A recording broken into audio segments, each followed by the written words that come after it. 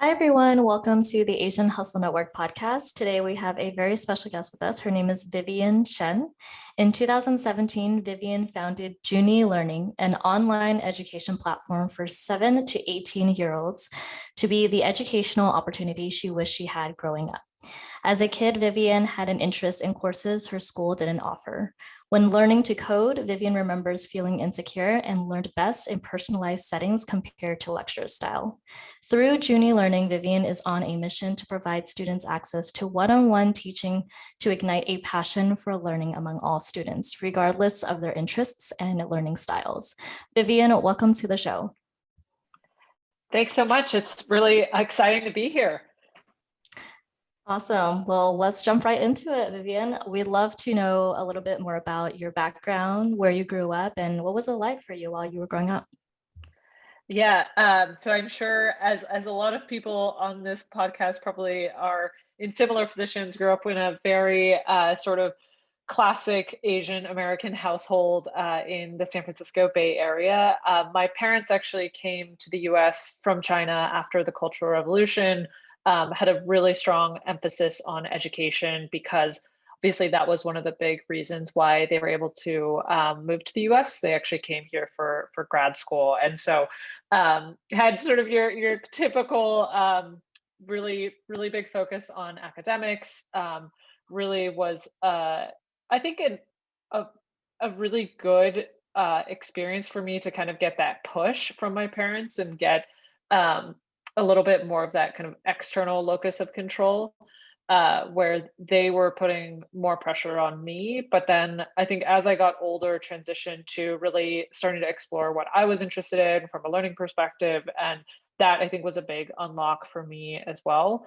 Um, and it sort of led me obviously to the company, to founding Juni, because my dad was my first tutor, first and last tutor to a certain extent, but he really sat with me and spent the time that I needed to get ahead, where I needed it, or get support where I needed it. And I think that our parents are always there to provide us with that support, but also it's challenging, like it's a lot of pressure. So that was a pretty classic upbringing to a certain extent. Yeah, I mean, I think hindsight 2020, right? When you are going through all of that as a kid, you're just like, why are you so hard on me about academics? Why do you push me so hard?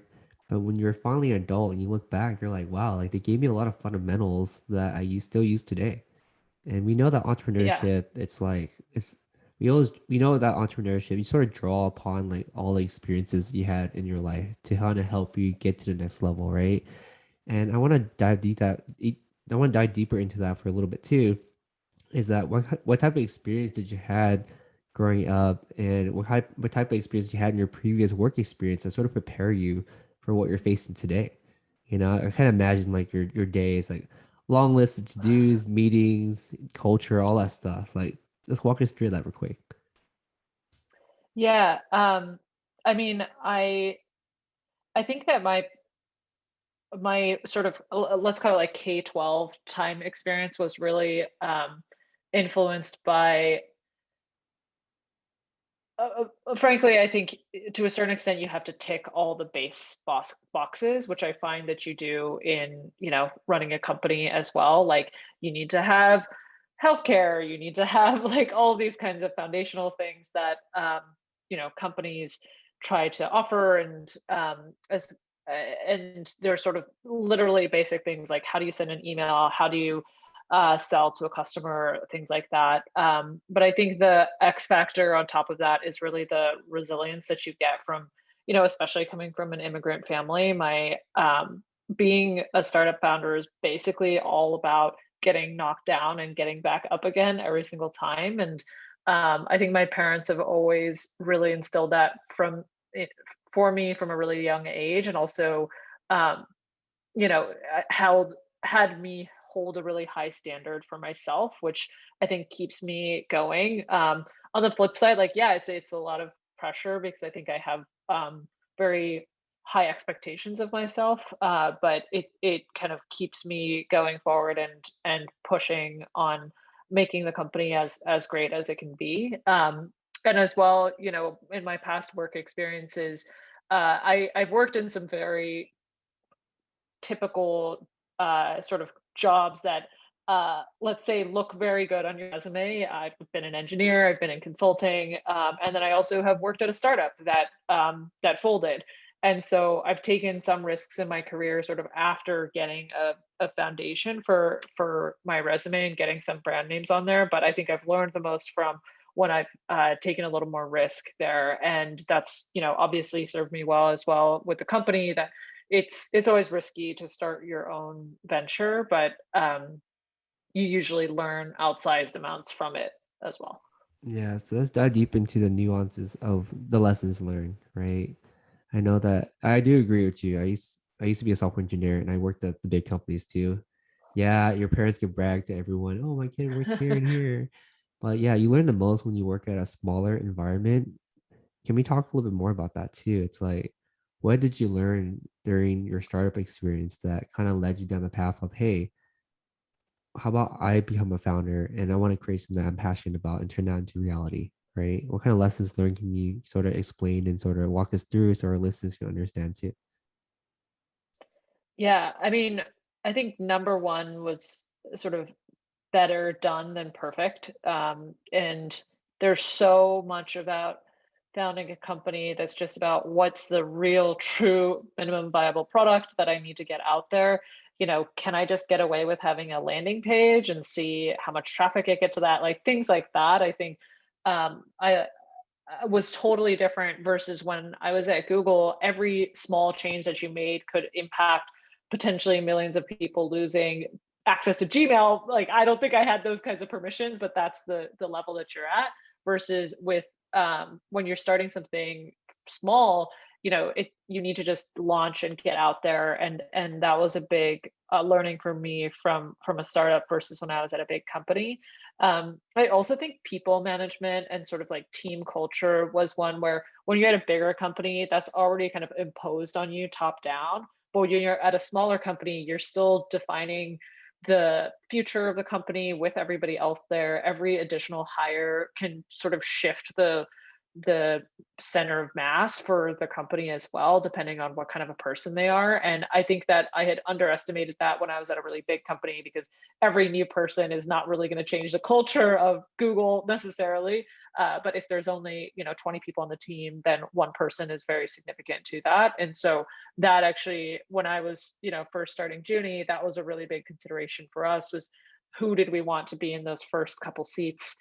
And on an ongoing basis as well, when we bring in new folks, there's still such an outsized impact that they have on the team, that I, you know, try to really be focused on the kinds of values that we want, you know, ownership, taking risks, that kind of thing with the folks that we bring on. Very, very true. I mean, the first couple of people that you bring on, they really do determine like the culture and just the work ethic, you know, because your personality really seeps into the company or the organization that you run. And so the first couple of people are always very critical. But yeah, let's talk about just like when you were starting Juni, because I know that when you were working at your startup, you didn't really, you know, transition in a way where you had Juni as your side hustle. You like, you know, started Juni right after you ended up your, you know, career with your startup. And so I want to talk about like what that experience was like, and, you know, any challenges that you had, any imposter syndrome that you had, and like what was going through your mind at that Yeah, time. let's talk a little bit more about the psychological feel of just jumping cold turkey. Because a lot of people warm up to the idea of a side hustle, see if it works. Very few people jump like you, the way you did. We want to hear more about that. What was going through your mind at that moment? Yeah, I've always sort of been like a burn the ships type of mentality, which is that I think it's quite hard to have your feet in two places. Personally, I think there's a lot of people who are excellent at it. I'm just not one of those people.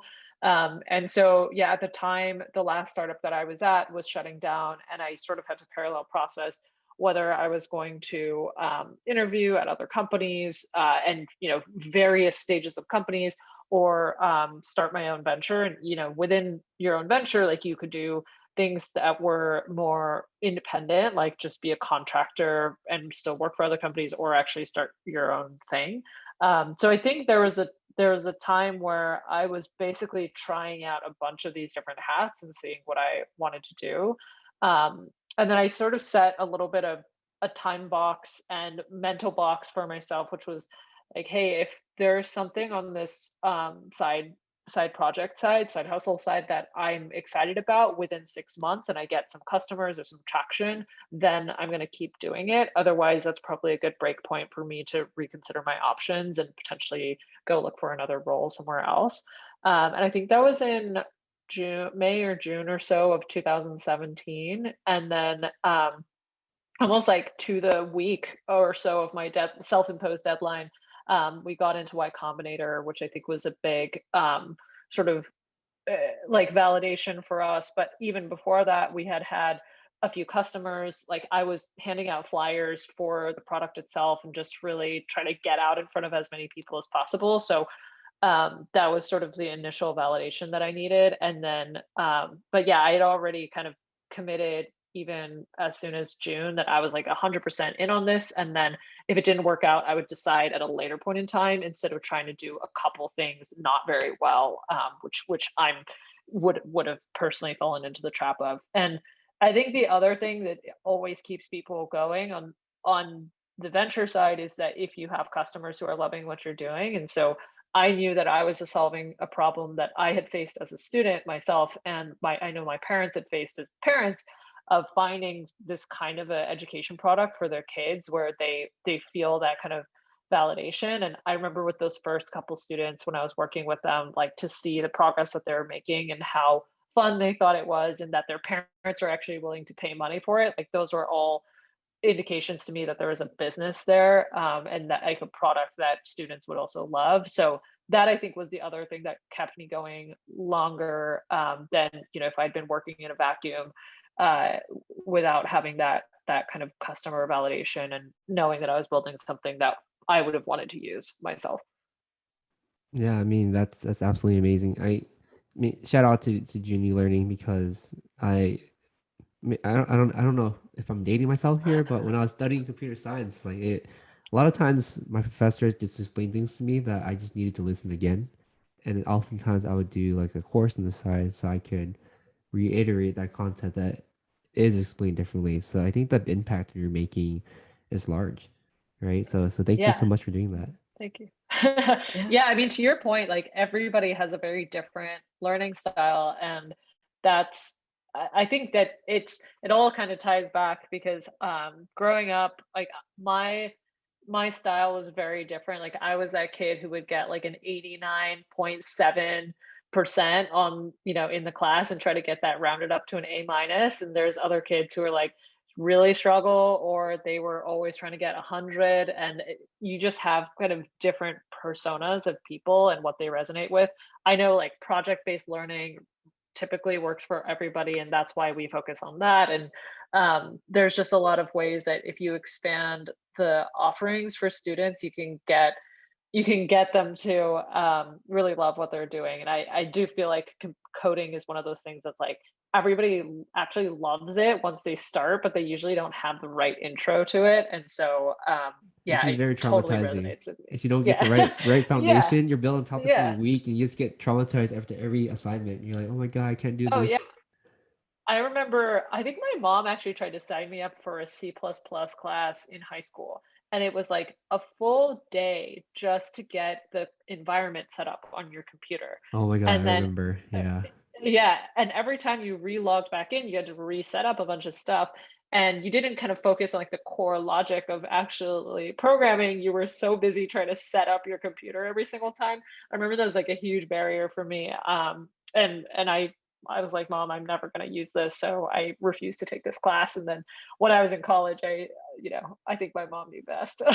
And so I took my first, yeah, coding class in college, and it was very difficult. And I wish I had just stuck with it when I was a little younger, or that the intro had been a little more, um, you know, conducive to a first time Yeah, programmer. I know exactly what you mean. For our listeners, as a fellow programmer, sometimes when you follow the instructions in the book, it still doesn't work. Nope. No, and then it'll Yeah, give you like 10 different reasons why it didn't work. And it's like, it might have been your operating system, it might be your hardware, like exactly. all these There's different things. so You're many like, oh my God. factors. Yeah. Yeah. Yeah. So let's talk a little bit more Man. about the early days of Juni. Because we mentioned that you jumped in with 2 feet to make it happen because it shouldn't have too many hands and too many jars. But let's talk about like the pressure and the financial struggle at the beginning, because this is the part that gets to a lot of early stage founders. Like, I'm bootstrapping, I'm living off my savings, I fully believe my mission. How did you structure in a way where not only are you building a strong product, but you're taking care of your financial needs in terms of generating revenue for the company and like continue taking care of your employees and growing? Like, what walk us through that stage of your early days of Juni? Yeah. It's really interesting because like yourself, I'd worked in some relatively well-paying jobs, and they had very clear trajectories towards, literally, like if you go Google it, like you can find the engineering salaries for Google, and that's not the case with being an entrepreneur. Like you can make nothing for a very long period of time, and then hopefully that turns into way more, and it compounds. So I do think that's like one mindset shift, which is that when you're at a role, it's very secure and you know what you're going to get and you know what the trajectory looks like, but it's probably capped to a certain extent. And then being an entrepreneur hopefully means that what you're building compounds over time and it kind of has like an exponential impact on your financial situation. But that initial period where you're in the flat zone before it goes to exponential is really tough. Um, so I had a little bit saved up, but that was also part of the reason why I set that time box for myself, which is like, okay, in these 6 months, like I'm really gonna try to make this work because I literally don't think I can afford to do this for that much longer if I still want to have savings. And like it's really gonna put my feet to the fire and force me to really double down on what I'm doing and kind of like feel the pressure. Um, I think also this was 2017. I don't think the stock market was doing very well then. Like it's a bunch of it's really interesting now because if you're willing to be relatively risky about it, like you could probably still take the funds that you have going into starting your side hustle and put it into sort of like passive passive ways of returning your money, but at the time that was not really an option for me as well. And so yeah, it was really like at a certain point you had to make some kind of income pretty soon. And I think time boxing it was what helped me kind of get over the fear of having zero coming in, so that I knew at some point I would either have something coming in from my own company or from somebody else, if I wanted to take that path again. Yeah, I mean, Brian and I just running Asian Hustle Network, we definitely understand, the first year or so, it's like, you also have to think about the company at all times. It's like, as an entrepreneur, you start to wonder like, oh, should I be paying myself? How much should I be paying myself? Should I go back to the company? It's extremely, extremely hard. We definitely understand that struggle. Yeah. Yeah, yeah. And you have to keep a positive mindset too. I think they tell you Yeah. a lot during YC and everyone else is struggling or any sort of accelerator program. It's like you have to keep going. The light is at the end of the tunnel, and you're like, "What light? Where's the tunnel? Am I in the right tunnel?" I think, yeah, that's one of the scariest things is like you don't know if you're standing on it's like it literally is like climbing a mountain, and then all the mountains also kind of look the same while you're climbing them. So you don't know if you're climbing a mountain or a molehill. Yeah, And you also like can kind of see the other people who are climbing the mountain as well. And they always look like they're ahead of you. And Mhm. once you pass somebody, you don't even think about the yeah. fact that you've like passed somebody or you're doing like you're at a higher camp than that next person. You're always kind of like never feeling like you've made it yet. Right. I think even like incredibly successful founders feel like they're still not at the top of the I mountain because know it's there's always something they crazy. could be doing. Yeah. Yeah, let's talk about your turning point too. Like, what was the turning point of Junie where it's like, yeah, I made it past my 6 months. It's gonna be a real thing. We're making our first hire employer. You have to come with an HR structure. our burn rate is now real. We're like, oh my God, it's happening. So what was that turning point for you? I think I mean definitely raising funding is always a turning point. And I think that's like a very real point where you're like, oh, okay, I am the steward now for other people's capital, and it's not just me and my own living that I'm potentially throwing away here, but like there's other people who entrusted me with this. So that was definitely a big shift for us as well. I think even when we had customers, it's like we knew we could make a product that was great for them, but when I think you raise funding, it's like, okay, this is a real company now. It's not just a product, it's a company. And so that turning point for us, yeah, was towards the end of 2017, and then we raised a little more money in the first half of 2018. So that was, I think, the big point where it's like, oh, okay, this is real, and there are some people who are expecting things out of us. And then I think if you don't have an external factor like that, I do think things like customers are always important to think about, as you have a real company now, like they're paying for the product and things like that. But yeah, that was the one for us. And it's sometimes just like a mental shift that you have to make where you're like, okay, I'm committed to this now. Let's do it. And yeah, you burn the ships and you decide you're not going to interview for other things. Yeah, that mentality goes a Very long way. Go ahead, Maggie. Mhm. For sure. I mean, you are building something so remarkable, and I personally can, say that you're changing lives. Like you mentioned, like everyone's learning style is so different, and some people don't really learn well in settings where they're in a classroom, right? And there's not a lot of like one-on-one interaction with your teacher. And I think a lot of parents feel the same way, where teachers don't give that, tender loving care to each and every single student, because it's just impossible. It's very, very hard. If you have like 30, 40 children in one classroom. And so I do want to know, it seems like Juni has grown so much. I think the last article that I read about Juni, you guys were teaching about 50,000 live classes to kids 8 to 18. I'm not sure how much that number has changed now, but just like growing from 20 employees to nearly 60, and then you hire 300 student instructors. I kind of want to know like the process of what that looks like. Like if someone wanted to teach for Juni, or if you were looking for an instructor to teach a class for Juni, what does that process kind of look like internally? Yeah, so we it's a pretty thorough process, I would say, but it's interesting because we definitely look for folks with subject matter expertise, like you should know programming, but it's more important for us for our programming instructors, but it's more important for us to have folks who can really inspire students, and it's more of kind of like that soft skills that's really tough for folks. I don't know if you guys found this with your teachers growing up, but I always remember the instructors who maybe they weren't, the world's number one physicist, but they could show you like that Coke and Mentos experiment, and you Yeah. could like measure how far the Coke was going to go or something like that. Like those kinds of moments, I think, are so much more important to students who are at that age where they can, really decide like they love something, and have it become their thing.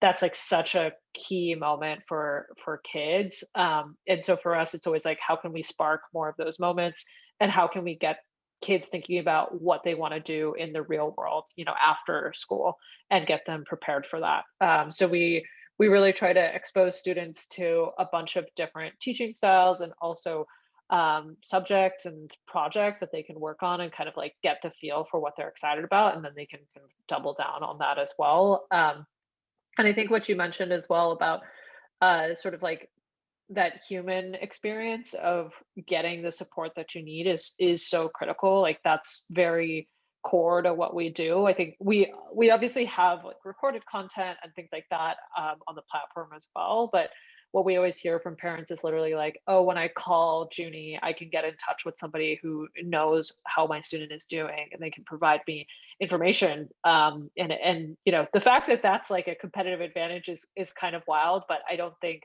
a lot of companies care about their customers like that anymore, and we really do. And then obviously with the instructors as well, like they the way that they work with students is like they see little mini me versions of them in their students, and like trying to, and for the kids, like seeing somebody that they could eventually turn into, like a mentor like that is, and a role model is really key. So I think that's why the product just resonates a lot with me, and I think with people as well. And so yeah, to answer your question, that X factor of kind of like being a role model for students is really there. And then yeah, the interview process is almost more focused on watching somebody teach a live class and see how that goes. And we obviously expect some level of the subject matter expertise, but it's really more about, do you have that drive to support students? That's amazing. I mean, it's so awesome just hearing, like, even if it's e-learning classes and courses, to have that level of, attention, and for, the instructors to know exactly, where they are at, where the student is at in terms of their learning experience is just amazing.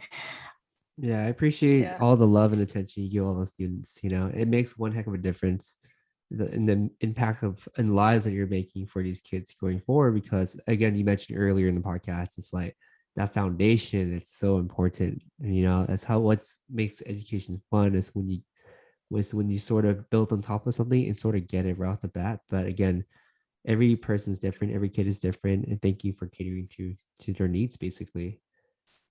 Yeah, no, I mean, I appreciate it. I actually wanted to share this story because I know y'all were asking a little bit about my experience growing up. And I actually, when I was in high school, I was getting a C minus in my math class, which we know is not not a good thing to be doing. And so um, I was getting a C minus in this math class, and I was super lost in the classroom because it was basically like a lecture. It went to a public school, and it was a very good public school, but it was still, pretty big ratio of kids to teacher. Um, and my dad was like, I will not stand for this. Like, you are going to be good at math because I know that you're trying to sandbag me. And I wanted to, it was the honors class, and I wanted to drop down a lane to the regular class. And my dad was like, absolutely not. And he sat with me for, I think it was like a month or two, and he made me do every problem in the textbook front to back, and like extra problems as well. And then at the end of the tunnel, when we were done, I was like 6 months to a year ahead of whatever we were doing in school. And so then math was like so easy because I basically already had practiced all of it. And then I kind of needed to like remind myself when it came back up in school. And I always tell my dad, like, I was such a pain in your butt when that happened, dad, but thank you for making me do that, because like math is just so foundational for it getting into coding and like being able to do data analysis as a founder and things like that. Like that's just been, I'm really glad that he was like, I'm not going to let you give up on yourself like that. And not every kid has somebody like that, like that kind of applies that pressure but also that support as well. I think this is a bit of an extreme example, but I always bring it back to like with Juni, I don't want kids to have those moments where they feel lost and they feel like they're not good enough to do something, because it's really just about staying committed, like trying different things out. If you do your best and it's still just not for you, like you're not going to be an engineer, that's okay. But there's some like foundational things that you should try, and you should hopefully get the love and support of instructor to really get you to love the subject as well. Yeah, I think at the end of the day, it really comes down to attitude, right? You can easily be very salty about that experience and be like, oh man, like my dad's applying all this pressure on me to do well. And it comes to show that who you are as a person too, because you didn't take it as a negative experience, you took it as a positive experience. And it's funny because I think that my parents said something similar to me, but not as extreme. They're like, um, especially math too. I have situations where I personally did every single math problem in the book because I wasn't doing too well in algebra.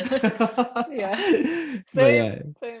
it's a foundation thing because it ended up helping us so much so much along down the line of like thinking fundamentally. Like everything in the world is math, right? It's how you make logical decisions and programming, all that stuff. So I'm really happy for that. So I'm Yeah, kind of I go ahead, love that Maggie. story too. I mean, it's you bring up a really great point because I feel like oftentimes there's so much pressure, especially with Asians, that if we think we're not good at something, then it's our fate. If we think like oftentimes we're like, oh, if we're not good at math, maybe I'm not meant to be in this role or something like that, right? But usually it's just because we don't have the opportunities to learn more about it or the opportunity to really dive into that subject more, right? And if the opportunity was in front of us, even if like it wasn't meant for us, we could at least know the fundamentals, the foundational stuff, right? And I think you bring up a really great point, and I love that story. My parents also kind of like forced me to learn math as well. I mean, I think all Asian parents did, It's an but Asian thing. it is an Asian Yeah. thing. But I feel Yeah. like your story was a lot more wholesome. My dad would just stand behind me with a ruler.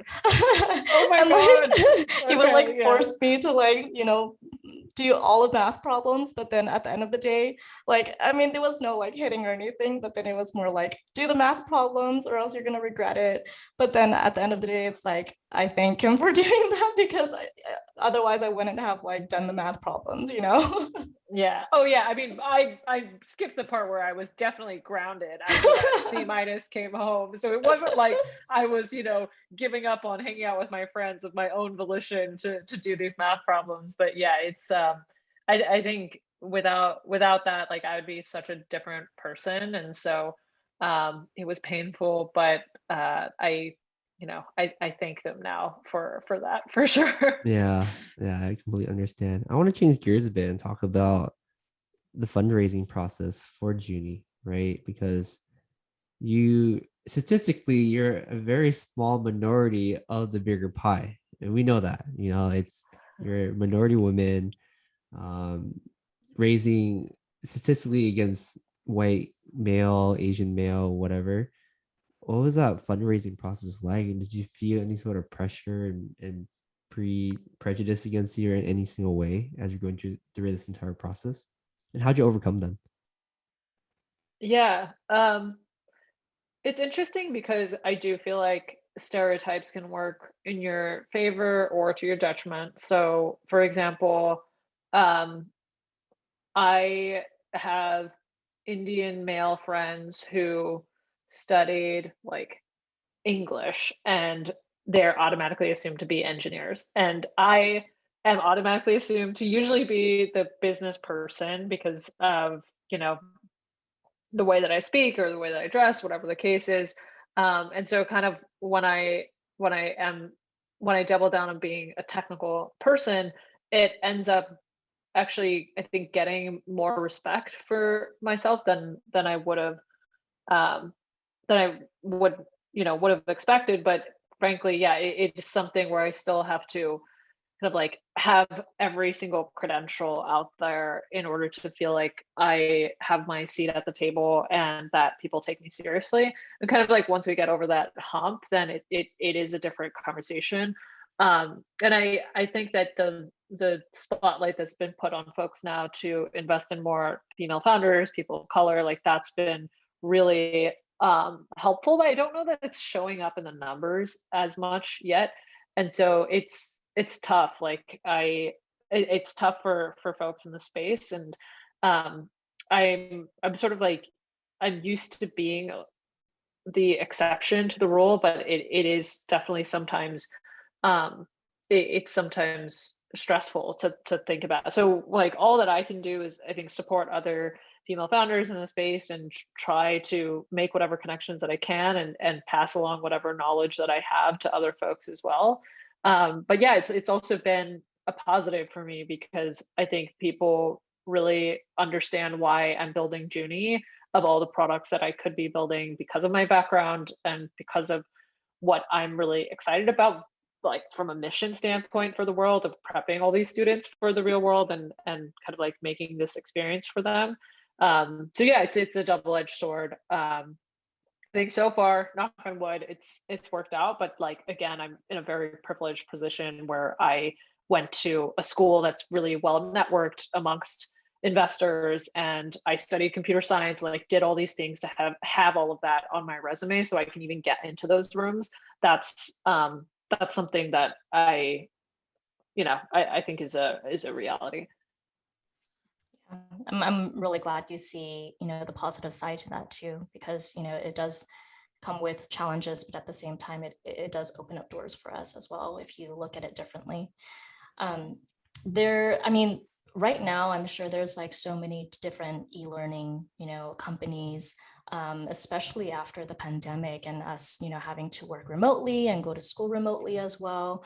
I do want to know, like, how do you view competition, and what do you see as like the biggest differentiator for Juni Learning compared to the others? Yeah, that's a great question. So sort of generally on competition, I am very excited that the pie has gotten bigger for everybody. Like when we started the company in 2017, it's like, oh, what's the market size? Like, does this exist? Do parents want this? Do kids want this? All of those questions, I think, are shelved to a certain extent. Like obviously something I believe was going on before COVID, but now everybody can see that. And so that's been very exciting.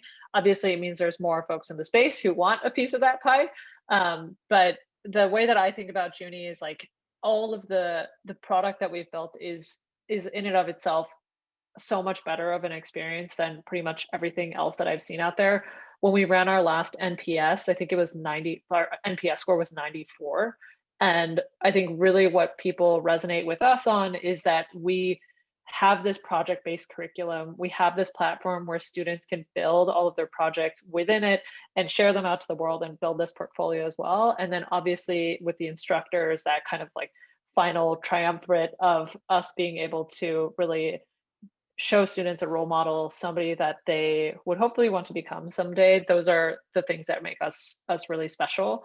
And I of course believe that our team is very special as well, and like the people that I work with on a day-to-day basis are really excited about building something that students love and that they find. My success for me would be when a kid is graduating college, they're like, oh, I learned more from Juni now that I'm entering the workforce than I did from college. Like that would be kind of like if we really, really did everything that we promised. So yeah, that's the goal. Yeah, that's amazing. I guess for the next part of the podcast is I want to dive more personal in a personal level because we view you absolutely view you as someone that's very, very strong and a very strong leader that really knows herself really well. But we know that the founder's journey is very rough and very tough. And a lot of times we're looking in the mirror and be like, man, I'm so lonely. Like, I don't know if I can do this. You fill yourself with doubt. How do you take care of yourself? And how do you take care of your mental health in particular? Because I feel like this is a topic that is still not talked about enough. And just to hear that from the founder experience too gives us a sense that we're not in this journey alone. And there's a lot of people going through the same things that we're going through. So how do you take care of your mental health and on a daily basis? Yeah, it's a great question. So it's interesting. I was debating this with one of my friends. I I went to a therapist for probably like 2 years when I was in college. And at a certain point, I sort of just said, you know what, I can't keep reopening scabs. And this isn't working for me. And it's interesting because like I definitely think that folks need external resources, but it can be very different for different people. Like I just found that sort of like traditional therapy was not very helpful, but things like, you know, going to work out or taking classes outside of work. Like I take this pottery class and I'm horrible at pottery, but it just takes your mind off of everything else. And then obviously as well, like having the right support system around you of people. And I have an exec coach as well, which is kind of like my substitute for having a therapist. She's basically like my therapist, but she can give me also like business advice from other founders that she's talked to in the past as well. So it feels a little more tactically helpful. versus I think for other people, like they have a lot going on in their personal lives, like other things, and having a therapist for that is much more critical. For me, it's very much like on the daily ups and downs of the business. That's where I feel the most tired, and that's why kind of having that kind of a support system works the best. Obviously, like investors as well are very vested in the company doing well, but they're also there for you to get support from. And so I think that's one thing that people don't talk about enough with investors is that yeah, they're buying a piece of your company and they share on the success and the failure of the company as well. So they really want to be there for you, and you should use them as a resource. And I personally, my husband is also a startup founder, and so that was one of the big things for me, was that we kind of were going through the same problems at the same time. But everybody needs the right support system for them, and then I also just try to do things that are totally outside of the wheelhouse of work to try to keep myself sane, even though I'm very bad at them, like this pottery thing. That I mean, we all need a support system and help at the end of the day, right? And sometimes Yeah, it's hard for founders and entrepreneurs to admit yeah, that we need help, because oftentimes when people ask us, hey, how's the business going, we often like to say everything's perfect, everything's going yeah, well. But yeah, sometimes we just need someone who understands, for us to talk about all the nuances and things we're going through. So that's yeah. really great advice. Yeah, um, it's oh, go interesting on. you mentioned that because it really depends on the situation or like the week, because sometimes the way that I actually stay sane is by ignoring things. Like if it's not productive to think about it, then just not talking about it, not thinking about it is way better, and like enjoying my Saturday, and just if there's nothing that I can really do until Monday, like that's actually the most important thing for me to do, is just to take the time, this mental time off. Um, versus, there's some other days where it's like, oh man, I have to deal with this right now. And like the only way to make this better is by literally going to my email and sending that email that I need to do to fix this thing. And it just like really, really depends on the situation. And so um I I do I do think that sometimes, yeah, literally like ostriching and ignoring something for a little bit keeps you more sane. And then other times, like tackling it head on, and just trying to literally fix the problem probably helps more. Yeah, I agree with you. I think setting boundaries is really, really important. This is like me time. This is work time. It's so easy Yeah. to just merge it together by accident. Like, oh my God. Yeah. But at the end of the day, it's like you find yourself even more tired when you don't set me time, right? So set boundaries for yourself. It's Yeah. important. Yeah. Yeah. So there's the early part of your podcast where I want to clarify to your listeners about burning bridges. Not burning bridges, burning the whatever path Ships. ships. Burning ships. Don't burn your bridges. Like maintain your Yeah. relationships. Um yeah, maintain your relationships with people, like burn your ships, that's fine. I see a lot of success people talk about that. It's because Yeah. you have nowhere to go but up, you know. Yeah. But Yeah. maintain your relationships, don't burn ships. That's Yeah. anyway, don't burn the bridge. Sorry. Burn ships. You guys get it. I'm getting myself confused. Yeah. Yeah. Yeah. All right. Go ahead, Maggie.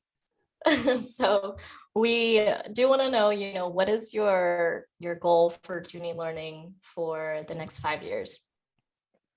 Yeah, I mean, our vision is that we teach every student everything wherever they are, whatever format they need. And we really just have a world where all these kids, they can make their mark on the world. And um, yeah, I would love, I mean, I already see this with the instructors because they're a little on the older side, but there's like this whole alumni network of junior instructors who go out and do amazing things, and starting to see that with the students as well. And it's just been really incredible. I think the impact that the students can have on the world too.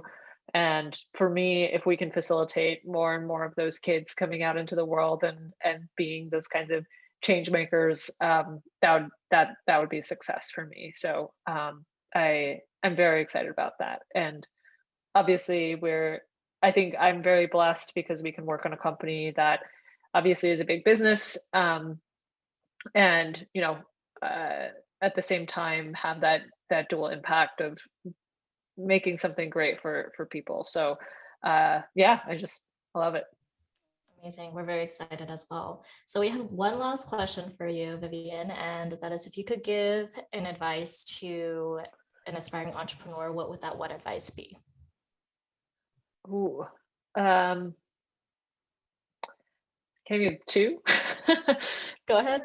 Okay. Well, my first very tactical one is that I think being a founder is all about sales. And so I highly recommend for folks to take a sales class. Like, I know that these movies, like these Alec Baldwin scenes on YouTube are like, they seem like they're all a bit of a scam, but everything that you do is storytelling and sales and trying to get employees hired, trying to raise funding, all of that. It's a very tactical skill to have, and getting a lot of practice on that is one thing. The second, which is less tactical, is basically that it's going to be much harder than you think it is, but you're also much stronger than you think you are. And I think I conceptually knew that starting a startup was going to be hard once I started, but I didn't know how hard. A lot of people liken it to having a kid, where you kind of like read all the books and it's going to be a bit crazy, but then after that first few weeks of not sleeping, you're like, oh my God, this is infinitely harder than I thought it would be. And I think that's very true for anybody starting their own company. But at the same time, like, you build so much resilience so quickly because so much happens so fast. And so I remember like the first time something really bananas happened and I had to like send an email at like 2 a.m, like fix something. I was like, oh my God, I don't even know how I dealt with that. And then now if something like that happens, I'm like, oh yeah, that's just par for the course. Like I'm used to that. And there's always like new problems that come up, but you just get like, you just become battle worn, and you can do it, you can make it. You just become tougher, the Yeah. situation gets worse, but you're just tougher as a person. Yeah, yeah, But exactly. I think with you sharing those, it's so cool because like with other founders, when you meet them, you just have this sense of acknowledgement. It's like, yep, I know what you mean. You just sort of nod and smile. Yeah. Yeah, Yeah, you're like, oh, your life is painful and you question why you did this to yourself, I know. but it's also the best thing that you did. Okay, yeah, that sounds about right. So yeah. I always tell people it's a choice. It really is a choice. You choose his Yeah. pain. Yeah, exactly. Yeah. That's why actually, having a mission that you care about is so important. Like, I personally, with Juni, like, it's the first company that I've started. And I think after, you're usually, what I've heard from folks is like your first company is kind of like what you're really passionate about. And then maybe your second or third company is like all of the problems that you had when founding the first company, you want to solve those problems again. So that's hopefully what happens. But from a mission standpoint, like, I do think you have to really work on something that you can get up and do every day, or else it will get much more tiring much faster otherwise. Oh yeah, absolutely. You do have to be passionate and know what is the reason why you're waking up every single morning, Yeah. Yeah, Yeah, absolutely. So we are wrapping up now, and thank you so much for just being on this podcast and sharing your story with us, Vivian. I want to let our listeners have the opportunity to find out more about you. So where can they find out more about you and Juni Learning online? Yeah, you can find me on Twitter. It's Vivian M as in Mary Shen, or on LinkedIn. I love talking to folks who are starting their own ventures. They need help, whatever the case may be. So yeah, would definitely love to connect. Awesome. Thank you so much, Vivian. It was amazing having you on our podcast and for you to share your story with us today. Thank you, Vivian. Thanks so much.